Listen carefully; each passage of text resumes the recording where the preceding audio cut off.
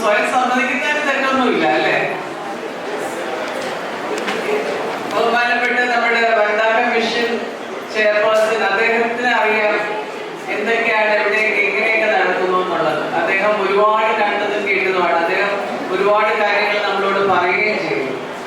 പക്ഷെ അതൊക്കെ നിങ്ങൾ എത്ര ഉൾക്കൊണ്ടിട്ടുണ്ടാവുമെന്ന് എനിക്കറിയില്ല. എന്താണെങ്കിലും മന്ത്രി തുടങ്ങി ജോർജ് ഉണ്ണിത്താൻ സാർ, ഒരുപാട് പേര്.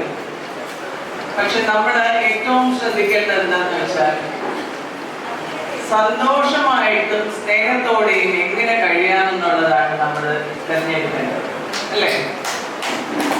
അതിന് കുറേയേറെ നമ്മൾ സഹിക്കണം.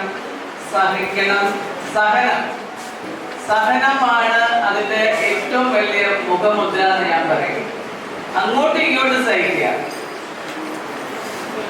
ഞാനിപ്പോ നിങ്ങൾ തോന്നുമ്പോ ഇവരെല്ലാം പെർഫെക്റ്റ് ആയിട്ട് നിൽക്കുകയാണ്. അല്ല, 45 വർഷമായി ഞാൻ കല്യാണം കഴിഞ്ഞ് ഈ സ്റ്റേജിൽ നിൽക്കുമ്പോ അതില് എനിക്ക് വളരെ ധൈര്യമായിട്ട് പറയാം, ഞങ്ങൾ രണ്ടുപേരും അങ്ങോട്ടും ഇങ്ങോട്ടും ഞങ്ങൾ സഹിച്ച് തന്നെയാണ് ജീവിക്കുന്നത്. ഇല്ലെങ്കിൽ ഒരിക്കലും 45 വർഷം തയ്ക്കാൻ പറ്റില്ലായിരുന്നു. നമ്മുടെ ഒരാള് തിളച്ചു പോകുമ്പോ മറ്റേ ആള് ഒന്ന് തണുത്ത് നിൽക്കുക. പിന്നെ നമുക്ക് നമ്മുടെ വേണ്ട പോയിന്റ് അവരിലേക്ക് സമാധാനമായിട്ട് എത്തിക്കാൻ ശ്രമിക്കുക. 2 കൈ ചേർന്നാലേ വലിയ ശബ്ദം കേൾക്കുള്ളൂ. അതിവിടെ കേൾക്കുന്നില്ല, അത് കുറവാണ്. ഇവിടെയാണ് കൈയടിക്കേണ്ടത്, അല്ലാതെ ഭർത്താക്കന്മാരുമായിട്ടല്ല നല്ല ഉണ്ടാക്കേണ്ടത്. മനസ്സിലായ? കേൾക്കുന്നുണ്ടല്ല? ആരും റിയാക്ഷൻ ഇല്ല.